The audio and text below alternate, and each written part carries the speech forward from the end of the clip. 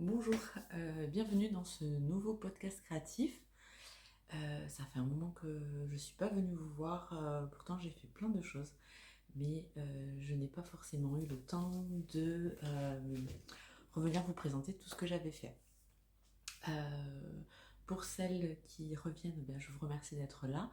Et pour les nouvelles, je vais peut-être me présenter un petit peu. Je m'appelle Émilie et vous pouvez me retrouver sur les réseaux sociaux, notamment Ravelry et Instagram, sous le pseudo de l'Arbre Jaune.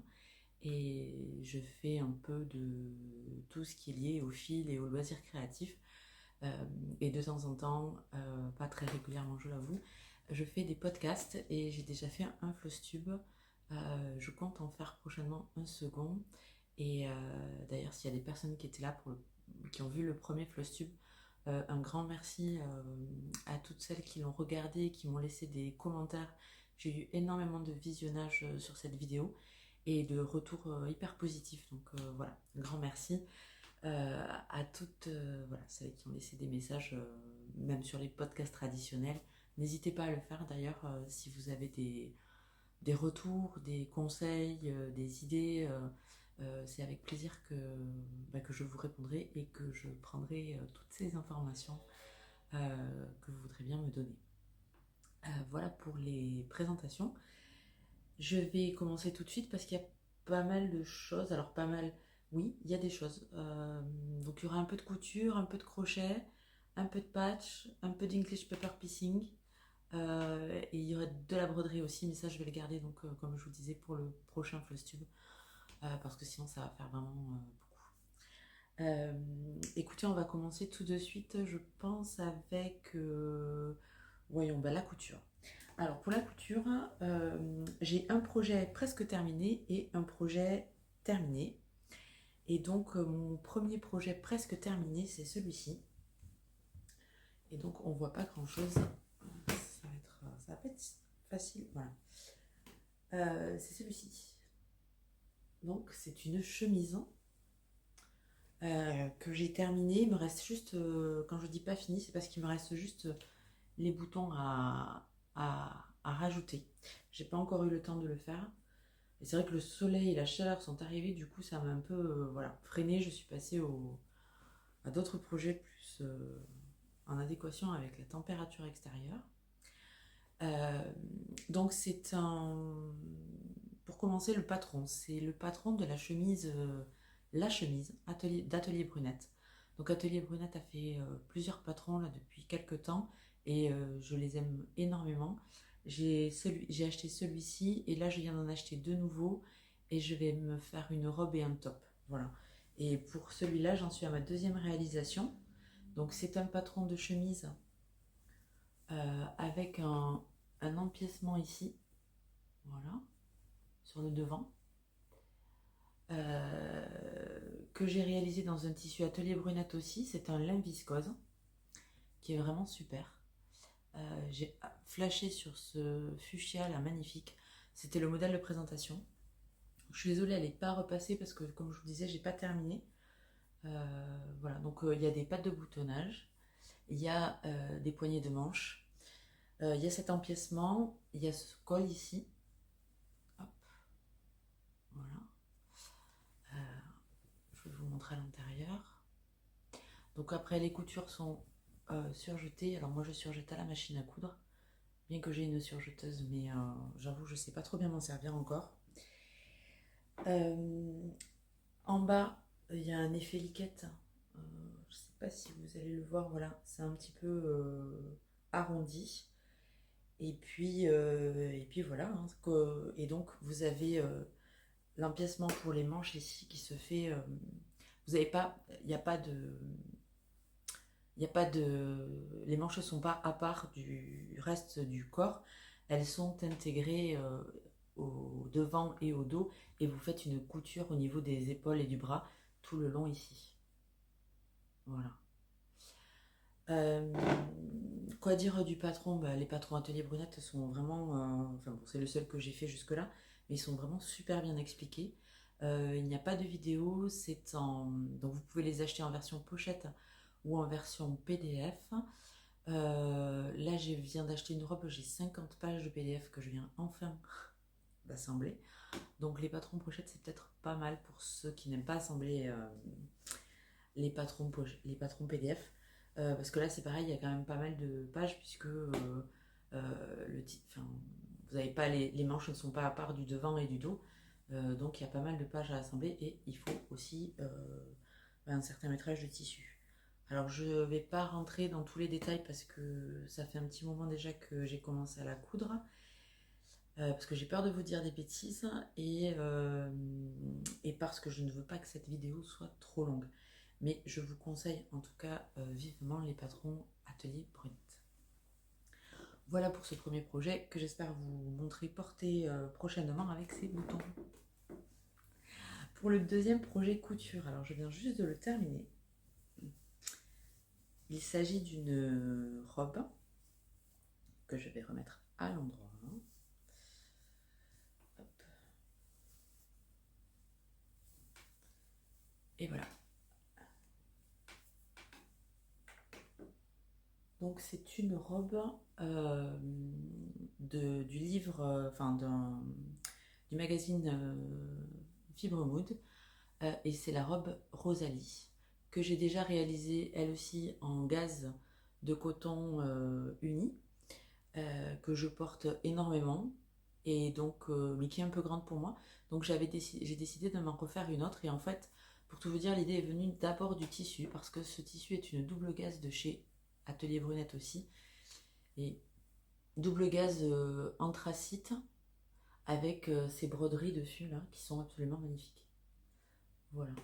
Donc j'avais craqué sur la nouvelle collection parce qu'il y a une nouvelle collection qui vient de sortir qui est absolument magnifique de tissu et de patron. Et du coup j'ai passé une commande et comme j'avais depuis longtemps envie de me refaire une Rosalie, j'en ai profité et j'ai commandé le métrage nécessaire pour la refaire dans ce tissu que j'adore. Donc c'est la double gaze, c'est légèrement transparent, hein, vous le voyez ici, hop. Mais porté, bon, ça passe. Voilà, donc j'ai un petit peu allongé parce que la robe Rosalie est assez courte. J'ai un petit peu rallongé le bas. Vous pouvez l'acheter en PDF sur le site de Fibre Mood. Et quoi vous dire, hein. Donc il y a 2 morceaux ici pour le devant, des petits volants à rajouter aux manches, mais vous n'êtes pas obligé de le faire.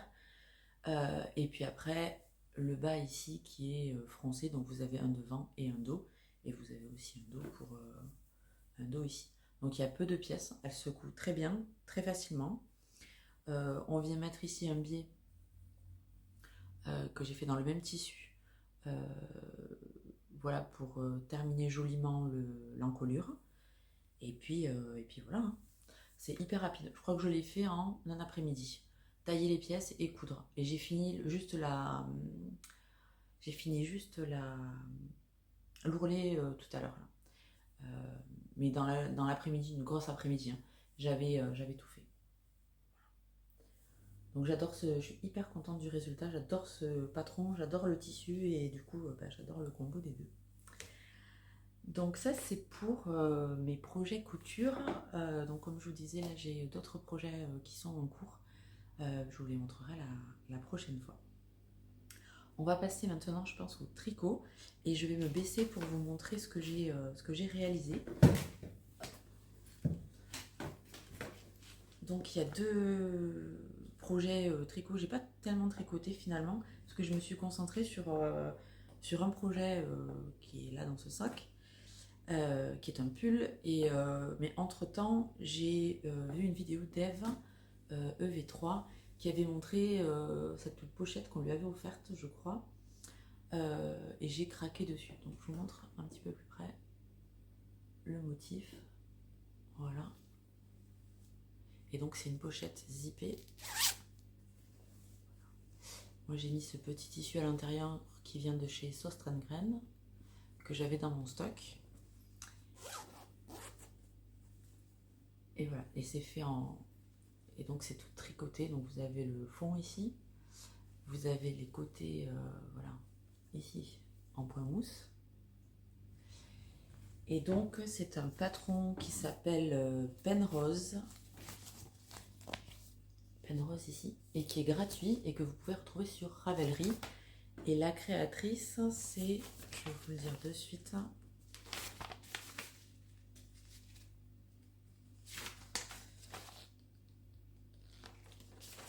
c'est Najla, ici. Je vous mettrai les liens de tout ce dont je parle en bas dans la description, donc vous pourrez y aller, cliquer sur les liens pour retrouver le patron. Donc voilà, c'est un patron qui est très bien fait au niveau du tricot, très bien expliqué, et qui est très chouette et très facile à faire, c'est rapide. Je pense qu'en, je crois, 3 jours, quelque chose comme ça, j'avais fait ma pochette, peut-être 3-4 jours, quoi. J'avais réalisé la partie tricot. Pour la partie couture, donc assemblage de la fermeture éclair ici et doublure, là, les explications sont beaucoup moins claires. Après, Najla vous le dit dans la vidéo qu'elle a réalisée, parce qu'elle a fait une vidéo pour la partie doublure de la pochette. Elle n'est pas couturière, donc ces explications sont pas limpides. Moi, j'ai voulu les suivre, donc c'est ce que j'ai fait. Et c'est vrai que là, par exemple, ça ne ferme pas hyper bien. Je pense que si je devais en refaire un, ce qui sera peut-être le cas, parce que j'ai vraiment beaucoup aimé faire ça, je ferai différemment pour l'assemblage.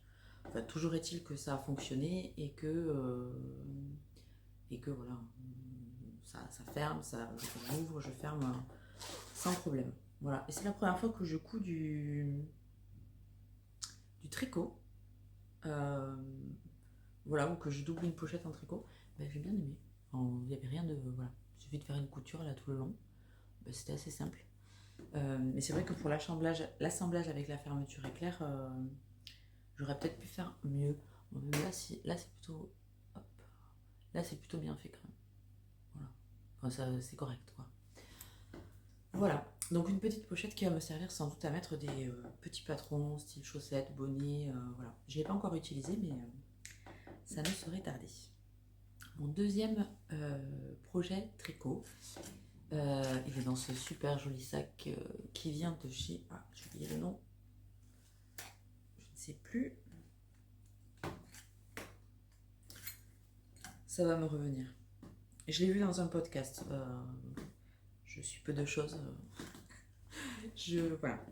Ça m'arrive assez régulièrement de commander des choses que j'ai vues sur les podcasts. Hein. Je vous incite pas forcément à faire la même chose, mais voilà. Ah, j'ai pas le nom. Je croyais j'avais une étiquette, non? Bon, je vous le mettrai dessous si je le retrouve. Enfin, il est chouette en tout cas, il est vraiment bien fait. Il y a des poches intérieures ici. Vraiment, c'est super qualitatif, quoi. Voilà, et donc ce patron de pull,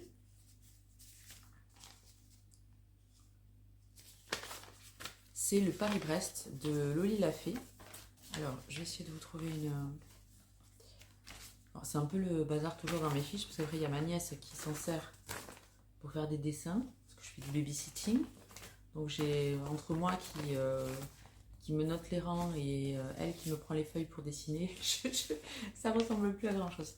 Donc voilà, ça c'est le modèle du tricot, et c'est le Paris-Brest de Loli Lafay. Et c'est un tricot qu'on commence par le bas, on remonte jusqu'à l'encolure. Dans le dos, vous avez la possibilité de faire un point ajouré, je vais vous montrer. Et après, on continue avec les manches et il y a donc un jeu de rayures ici. Donc je vais vous montrer où j'en suis. Donc là, j'en suis aux manches.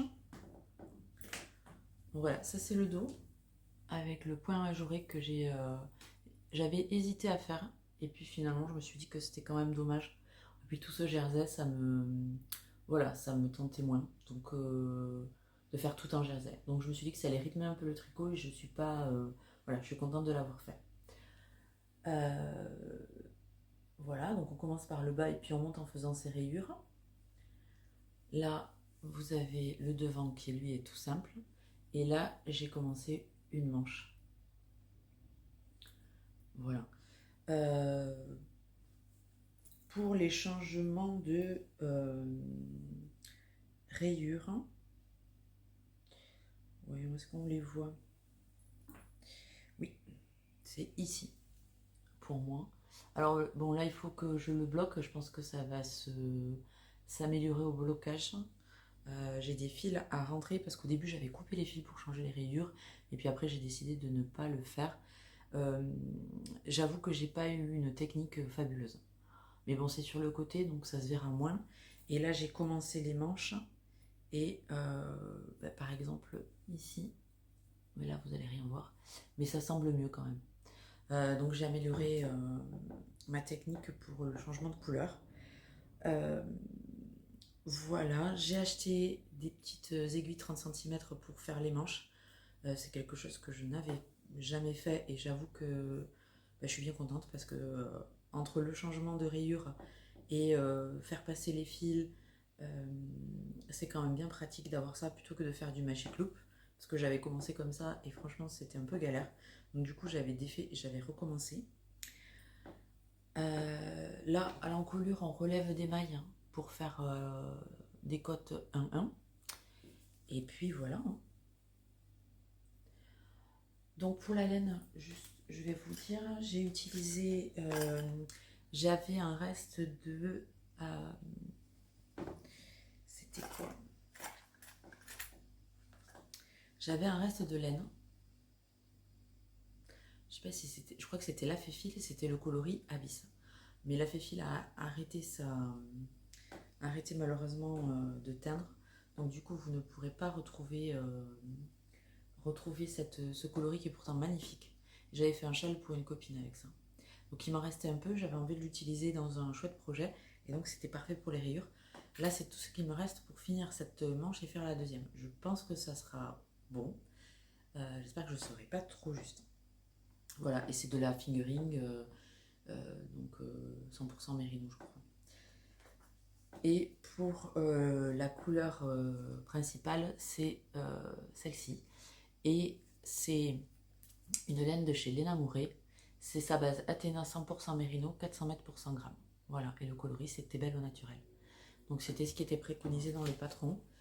Moi j'avoue que je le trouve un peu jaune. Je m'attendais à ce que ce soit un peu plus blanc. Donc ça soit moins à la... Peut-être, je sais pas si vous voyez bien à la caméra. Mais bon, finalement, je trouve que c'est quand même pas mal. Parce que j'avais peur que le côté jaune ne m'aille pas si bien que ça. Mais bon, je pense que c'est l'ensemble qui va faire. C'est super joli. Hein. Voilà. Donc là, je continue. Je pense que je vais commencer un nouveau projet pour changer un peu, pour varier, parce que là, j'en ai un peu assez de faire que ça. Et je pense que je vais commencer un top d'été. J'ai la laine. Je vous le dirai la prochaine fois si j'ai commencé ou pas. Parce que pour l'instant, j'ai même pas fait d'échantillon, rien. Voilà, mais c'est vrai que là, j'en ai un peu assez de faire, de travailler que sur ce pull-là. D'habitude, j'ai plusieurs projets en même temps, mais là, non. Donc, voilà. Donc voilà pour les projets tricot. Pour le prochain projet, je vais vous parler crochet. Je vais me laisser pour récupérer mes affaires.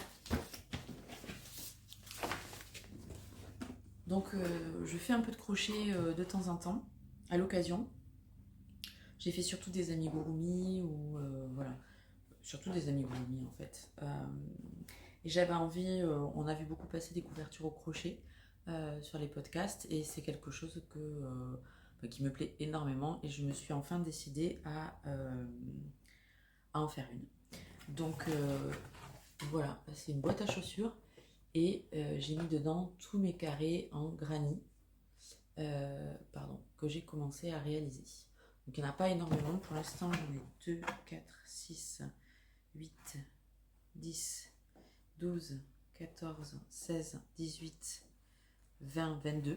J'en ai 22 et je pense qu'il m'en faut à peu près 200, 240 pour faire une couverture. Donc c'est un projet au long cours. Pour le patron, j'ai utilisé ce modèle, le Sunflower, que j'aime beaucoup. Non, Sunburst. le Sunburst Granny Sun... Oui, c'est ça, Sunburst. Si je me suis trompée, je vous le mettrai là, mais je crois que c'est le Sunburst. Et donc, voilà. J'ai commencé à faire des petits granits que je vais ensuite assembler quand ils seront terminés. Donc, c'est clairement pas un projet que je vais terminer cette année. Hein, voilà. Et puis, c'est par à coup. Parfois, j'ai envie d'en faire, donc je vais en faire 3-4 d'un coup. Puis après, je vais le laisser pendant, je sais pas, 10 jours. Et puis après, je vais reprendre. Je me mets pas de pression. Ça sera fait quand ça sera fait. Donc pour ça j'utilise, alors moi j'ai vu beaucoup utiliser des crochets numéro 5, mais j'ai fait des essais avec et je trouvais que c'était très ajouré. Encore que là c'est pas mal, mais je sais pas. En vrai, je trouvais que ça avait l'air un peu trop ajouré. Donc du coup j'ai décidé de partir sur un crochet 4,5. Et donc, si je vous montre la différence de taille, elle n'est pas énorme, mais il y en a une quand même un petit peu. Voilà. Donc 4,5 et c'est un petit peu plus serré. Voilà. Donc bah, forcément, il en faudra un petit peu plus, mais bon. Bah, ça dépend de la taille de la couverture. Mais c'est vrai que je voudrais une belle couverture, donc ça risque de prendre quand même un certain temps. Pour la laine, j'utilise pour le coton, pardon. J'utilise du coton, le Paris de Drops. J'ai acheté pas mal de pelotes, mais je pense que j'en aurai pas assez. Il faudrait que j'en recommande. Je vais déjà finir ce que j'ai. Et puis voilà. Et puis, donc du coup, mon crochet, j'utilise un crochet 4,5. Voilà, je sais pas si je vous l'ai dit. Et donc j'ai trouvé cette boîte à chaussures qui est parfaite pour les ranger, pour l'instant en tout cas. Voilà, donc mes petits granits que j'avance petit à petit. Donc vous allez voir que bah, là je suis sur des projets au long cours, hein, ma couverture granit. Et puis après j'ai 2 nouvelles couvertures en cours. Voilà, j'avais besoin de faire des choses sur le long terme qui me prennent voilà, petit à petit. Je sais pas, j'ai eu cette envie-là. Du coup, excusez-moi parce que du coup je pose tout par terre parce que j'ai pas de table devant moi et il faut que je me penche à chaque fois. Du coup, je me suis lancée dans un autre projet et celui-ci, je le dois à Ludivine Rose que j'aime beaucoup, dont j'ai déjà parlé ici et qui fait des podcasts que j'apprécie énormément. Et je suis même abonnée à son Patreon. Et elle a réalisé une couverture en English Paper Piecing. Voilà. Qu'elle a faite avec des hexagones de 4 inches chacun et elle les a cousus ensemble les uns à côté des autres et j'ai adoré ce projet qu'elle a réalisé vraiment et je m'étais dit qu'un jour je le ferais mais je cherchais le bon tissu pour le faire et Tilda a sorti une nouvelle collection qui s'appelle Creating Memories et vous avez c'est une collection qui se décline en 4 saisons, printemps, été, automne, hiver. Donc vous avez les mêmes motifs pour chaque saison, mais avec des coloris différents. Donc moi j'ai acheté le printemps, après il y a l'été qui est bleu, l'automne qui est orangé et l'hiver qui est rouge. Et j'adore cette collection, donc j'ai acheté le printemps.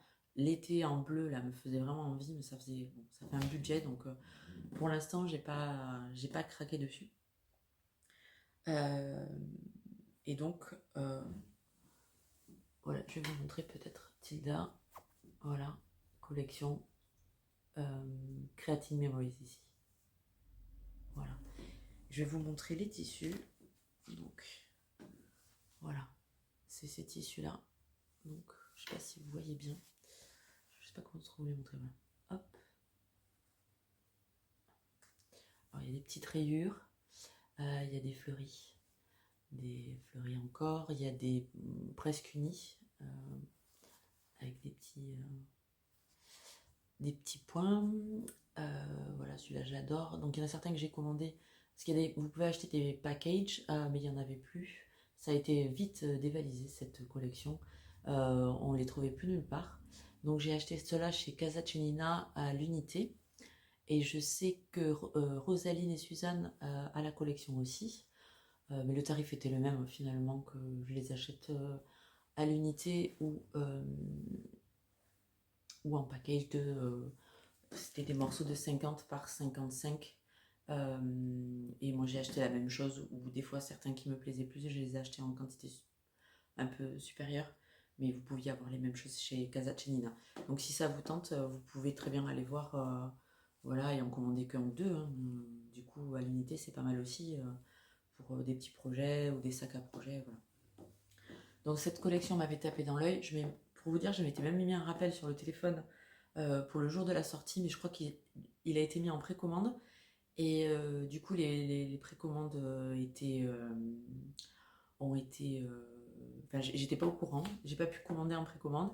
Du coup, quand le jour de la sortie officielle, j'ai voulu commander, il n'y avait plus rien. Voilà, donc écoutez, j'ai trouvé quand même.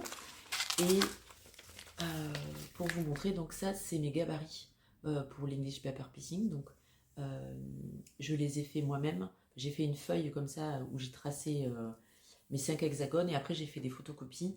Je les découpe un par un, et après je découpe mon tissu et je colle. Je vais vous montrer. J'en ai quelques-uns ici qui sont déjà faits.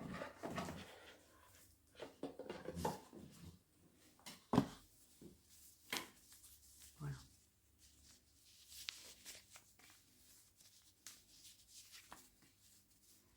Donc c'est assez simple. Alors j'ai quand même dû m'y reprendre à 2 fois parce que j'avais acheté des hexagones en acrylique pour me faire le modèle, mais je trouvais qu'ils étaient... et j'ai coupé autour, j'ai commencé par couper autour, et il n'y avait pas assez de tissu, je trouvais, pour rabattre ici. Du coup, j'ai gardé les hexagones, je les utiliserai pour un autre projet, et j'ai recommencé, et je fais ça à main levée en fait. Je pose l'hexagone sur mon tissu avec un point de colle, je coupe autour et je rabats chaque côté. J'ai vu qu'il y en a qui faisaient comme ça, donc je me suis dit je vais pas m'embêter à tailler avec un hexagone, je vais le faire à la main. Voilà, donc ça. Et du coup j'ai commencé. Donc je vais vous montrer ça de suite. Où est-ce que j'ai ma couverture? Ah, elle est là.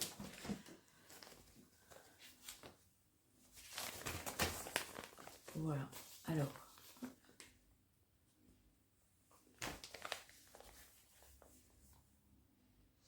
Donc vous voyez, j'ai commencé, donc j'ai fait mes hexagones.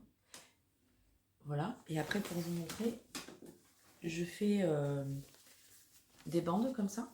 Donc là, je suis bêtement ce qu'a dit Ludivine Rose dans son podcast, parce qu'elle a longuement parlé de cette couverture qu'elle a réalisée. Et donc je les assemble en long comme ça. Et après, voilà, je les assemble les uns aux autres avec un fil que j'ai là d'ailleurs. Voilà, c'est un fil Mettler. Je sais qu'il y en a beaucoup qui utilisent le Orifil pour tout ce qui est English Paper Piecing. Moi j'en avais pas, j'ai vérifié celui-là, il était bien adapté pour ce genre de travaux et la couleur me convenait, c'est un crème, voilà, pas blanc, crème, donc c'était très bien. Et donc je fais ça, donc tout est fait à la main, voilà. Donc ça prend un certain temps hein, de tout assembler, mais j'avoue que j'adore faire ça. J'adore faire ça vraiment, c'est un plaisir, ça va tout seul. Alors, assembler les hexagones les uns aux autres pour faire une bande, c'est assez rapide, hein, étonnamment. Par contre, ce qui est long, c'est de les assembler, d'assembler les bandes entre elles. Là, j'avoue qu'il me faut une soirée, j'en ai pas assez pour assembler une bande, quoi. C'est très long. C'est très long, mais c'est très agréable à faire. C'est reposant, voilà. Et donc, je sais pas trop combien je vais monter de bandes. J'ai encore pas mal de tissu, donc tant que je peux en faire, je vais en faire. Je voudrais que ça se fasse... je sais pas trop encore. J'avoue, je me suis un peu lancée là-dedans sans trop savoir. Je veux que ce soit un couvre-lit. Enfin, une couverture, voilà, couvre-lit. Peut-être juste comment dire, un fond de lit, vous voyez, juste pour couvrir le lit au fond. Je sais pas encore.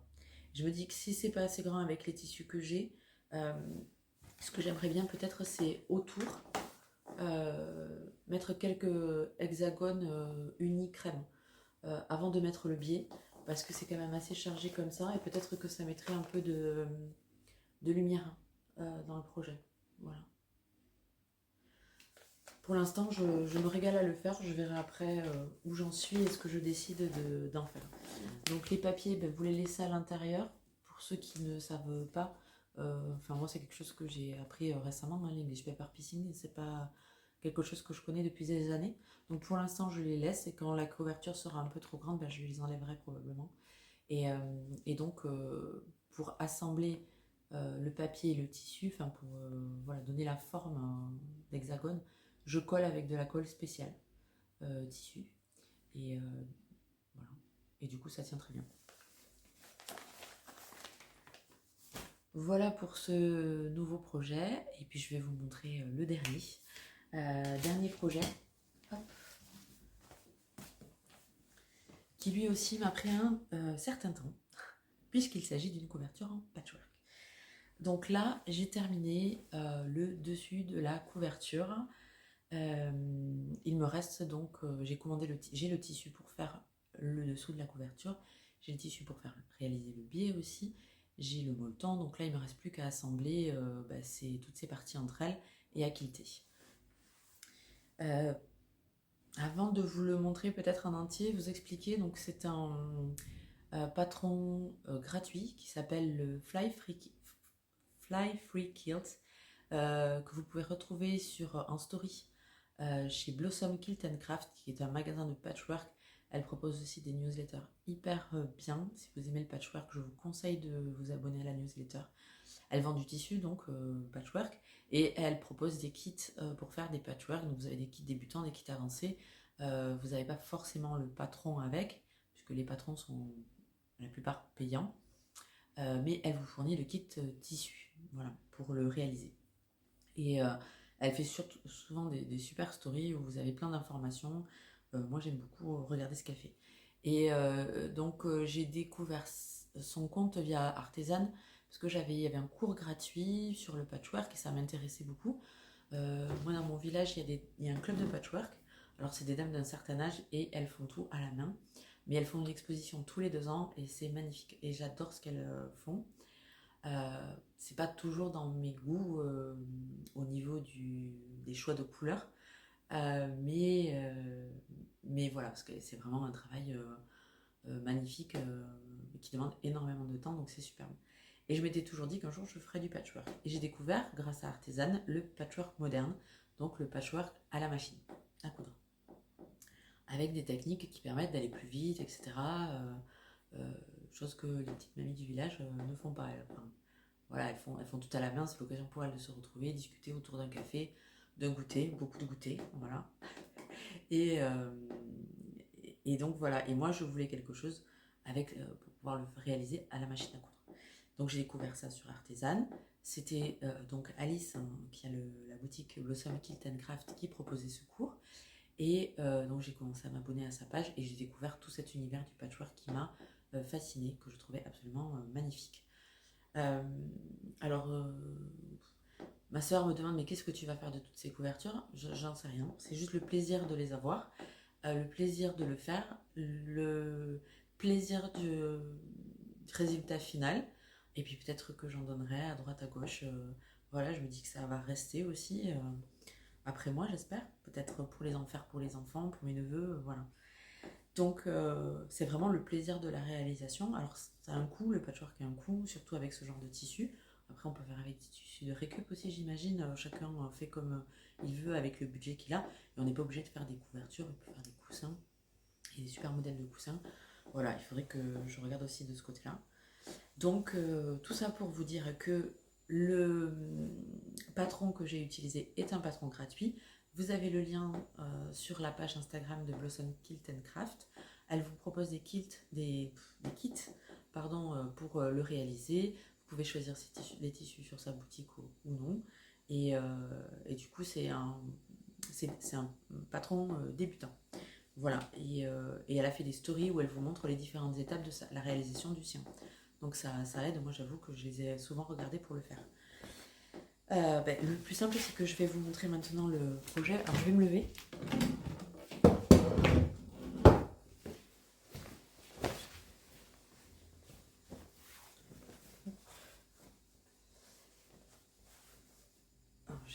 peut-être vous reculer un peu.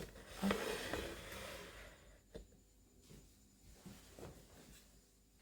Ouais, c'est mieux.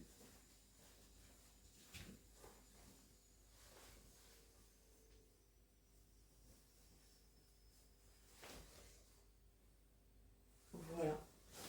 Donc, je vais me rapprocher. Donc en fait, c'est un... Donc moi j'avais acheté un layer cake. Donc un layer cake, c'est des carrés déjà découpés d'une collection de chez Art Gallery Fabrics, qui est la marque que vend Alice de Blossom Kilt and Craft. C'était une collection, je vous mettrai le nom en bas, mais elle ne la vend plus. Donc bon, il y a quelques motifs que vous pouvez retrouver, mais elle ne vend plus la collection. Enfin, c'est des collections éphémères, donc il n'y en a plus, ben, voilà, il y a une autre collection qui sort, etc. Et donc il y a des carrés que j'ai utilisés, qu'on utilise en entier, sans découper. Et après, il y a des carrés voilà, sur lesquels on fait des découpes entre différents tissus. Donc ça s'appelle des blocs. Et on a voilà, des blocs comme ça, enfin, ceci là.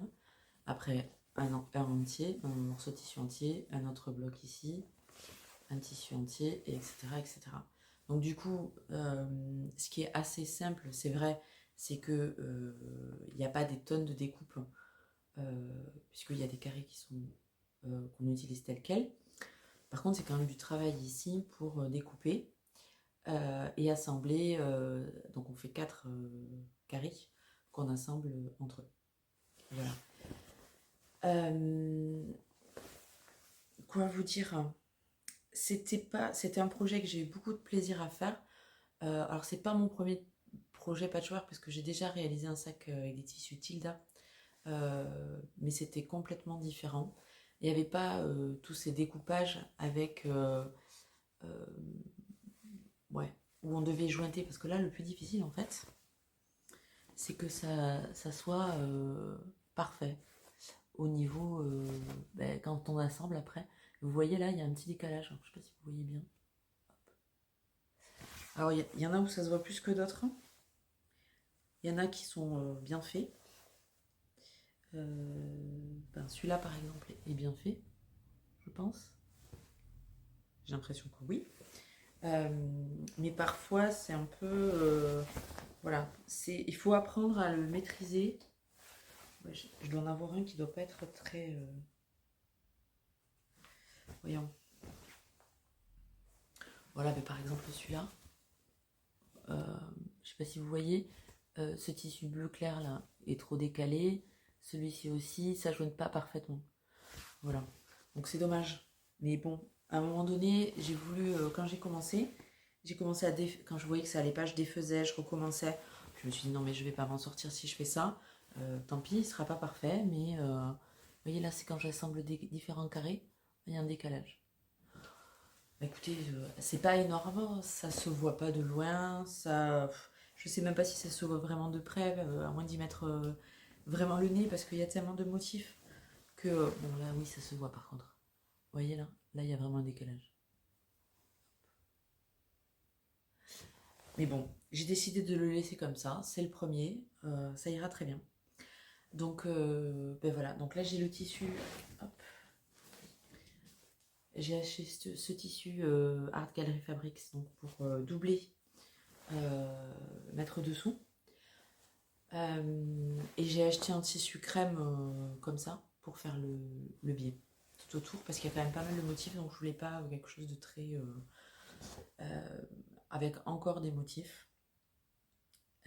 Et pour le dos c'est pareil, j'ai opté pour ça parce que bon, les unis sont un petit peu moins chers déjà, et puis ensuite c'est la première fois que je vais quilter tout ça, donc je me suis dit que c'était quand même plus simple. Et quoi dire de plus? Je me suis rendu compte que j'avais fait une erreur de métrage en achetant le tissu. Du coup, je vais avoir donc mon patch est rectangulaire et normalement j'aurais dû faire 2 bandes dans ce sens-là de tissu uni que j'allais assembler parce que donc c'est les laisses c'est pas du 140, c'est du 110 je crois. Et donc je devais avoir deux morceaux comme ça que j'assemblais par le milieu, et après j'allais quilter dans ce sens-là, donc ça se serait pas vu. Sauf que j'ai pas, je sais pas, j'ai commandé 3 mètres au lieu de 3,50 m. Je sais pas ce que j'ai fait, ou 3,50 au lieu de 3,80 ou quelque chose comme ça. Et du coup, j'ai pas assez de tissu pour faire deux bandes comme ça. Du coup, je vais être obligée de faire deux bandes horizontales, donc verticales, horizontales, pardon. Donc deux horizontales. Des fois, je me mélange.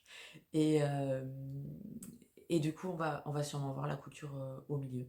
Mais bon, tant pis, hein, je vais pas, j'ai pas le choix, je vais pas recommander du tissu pour ça. Donc il sera comme il sera, et je serai contente de l'avoir terminé. Donc ça, par contre, je suis pas sûre de le faire maintenant, je sais pas. Pour l'instant, j'ai pas trop la motivation. Je pense que le tissu est assez automnal. Euh, donc je me demande si je vais pas le garder pour la rentrée, voilà, quelque chose. Là, c'est vrai que je suis lancée dans mon English Paper Piecing que j'aime beaucoup faire. Après, peut-être que demain, je vais me lever en me disant j'ai envie de faire ça et je vais le faire. Hein, mais voilà, pour l'instant, c'est comme ça. Et j'ai déjà plein d'envie en patchwork. Je peux peut-être vous montrer. Il y a un projet sur lequel j'ai craqué, qui est gratuit aussi. Ah oui, si ça vous intéresse d'ailleurs, Tilda, si vous allez sur leur site internet, ils ont plein de patrons gratuits, de couvertures, qu'est-ce qu'il y a, des coussins, des couvertures en patchwork, des petits animaux aussi, des choses unies, des choses colorées, avec des motifs. Donc il y en a vraiment pour tous les goûts, tous les styles. Voilà, si c'est quelque chose qui vous tente, je vous conseille d'aller voir. Et moi, c'est celui-là qui m'a fait flasher. Euh, c'est un projet avec la collection de tissus Bloomsville, je crois que c'est ça. Donc à chaque fois qu'ils sortent une collection de tissus, ils sortent des patrons gratuits que vous pouvez télécharger sur leur site. C'est en anglais, mais c'est plutôt facile à comprendre. Et de toute façon, le patchwork se fait en inch et pas en centimètres. Donc c'est vrai que moi j'ai investi dans quelques règles en inch, pas énormément pour l'instant, mais ça aide voilà, à bien faire les choses. Et, voilà, et je le trouve magnifique. Donc, mais bon, ça a l'air d'être beaucoup de petites, enfin c'est beaucoup de petites pièces. Pour l'instant, je ne me suis pas encore décidée, mais j'aime beaucoup ce modèle-là. Voilà. Et oui, ce que je vous ai pas dit, c'est que pour le modèle de patch, moi j'ai fait cette taille-là, mais vous pouvez faire en plus petit si vous voulez. Hein. Vous n'êtes pas obligé de faire aussi grand que ce que j'ai fait. Il peut y avoir des couvertures enfants, je sais pas, peu importe, enfin, vous n'êtes pas obligé de faire tout ça. Voilà. Euh, j'ai oublié de vous dire aussi, je pense que je vais les mettre du coup maintenant au lieu de le mettre au début, enfin je sais pas. J'avais commencé à tourner un podcast, mais j'aimais pas du tout le résultat final, et dans lequel je vous parlais d'une couverture que j'avais terminée, la couverture euh, tricot que j'avais fini pour ma nièce. Et donc je pense que je vais insérer cette partie-là ici. Voilà. Donc c'est une couverture, hein, et c'est la couverture Sweet Shop Blanket de Laura Penrose, qu'on a vu pas mal sur les réseaux sociaux, sur Instagram notamment, parce qu'elle a réalisé un super coussin que j'aime beaucoup. Voilà, alors ce que je vais faire, hop, je vais vous montrer comme ça. Voilà, en entier la couverture.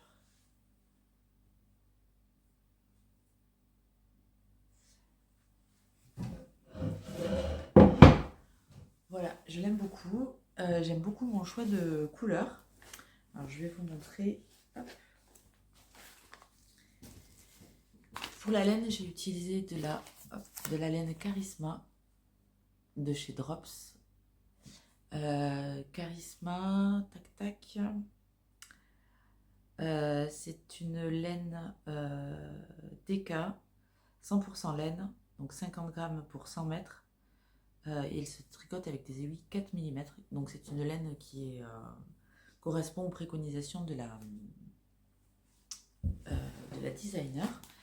Et alors, je suis désolée, c'est un peu le bazar. Et voilà, vous avez Sweet Shop Blanket de Laura Penrose. Donc c'est un patron en anglais qui est payant. Et pour tout vous dire, c'est pas, enfin je crois que je vous l'ai déjà dit ça, mais c'est pas un patron qui est vraiment accessible aux débutants, qui n'est pas accessible aux débutants d'après moi. Enfin, il n'est pas évident à comprendre au début.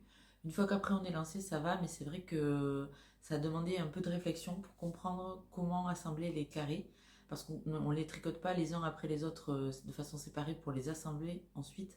On les tricote les uns après les autres en les attachant les uns aux autres. Et ce sont des carrés, oui, enfin des triangles en fait. Dans chaque carré, vous avez un triangle. Donc on commence dans le coin pour monter en diagonale. D'ailleurs, vous le voyez au niveau du tricot. Donc c'est du point mousse par contre, ça c'est facile. Mais c'est l'assemblage et après pour relier l'une entre elles et terminer ici. Voilà. Donc, alors, c'est un patron qui est aussi adapté au calendrier de l'Avent. C'est pour ça que je l'avais pris au départ. Parce que j'ai un calendrier de l'Avent. L'année dernière, j'ai pris mon premier calendrier de l'Avent chez Laine et Chaudron sur le thème de Harry Potter. J'ai adoré ce calendrier. D'ailleurs, j'en ai recommandé un pour cette année. Et c'est un budget, c'est sûr. Après, moi, je ne fais pas énormément de commandes de laine. J'ai pas un stock énorme. Donc, c'était vraiment mon petit plaisir. C'est mon petit plaisir de fin d'année. Et j'ai voulu tester avec cette laine Charisma avant. Mais pour le calendrier de l'avance, de la fingering, donc il faut doubler chaque demi-écheveau. Et ça nous fait 2 carrés à chaque fois. Enfin, tout ça, c'est très très bien expliqué dans le patron. Voilà. Donc on peut le faire en déca ou en fingering qu'on double pour avoir un équivalent déca. Donc voilà pour cette première couverture. C'est la première que je réalise, j'en avais jamais fait avant et j'ai décidé de terminer avec un I-cord. Voilà, donc tout le long, vous avez un I-cord que j'ai fait en blanc. Et j'aime beaucoup mon choix de couleurs, donc il y a 5 couleurs. Attendez. Oui, il y a 5 couleurs. Donc ce mauve, jaune, un rose, vieux rose, le vert et le orange. Et pour vous aider, ce qui est très bien dans le patron, et qui chez moi ne ressemble plus à rien, c'est qu'elle vous met une grille pour vous permettre de choisir. Vous avez plusieurs tailles qui sont proposées. Une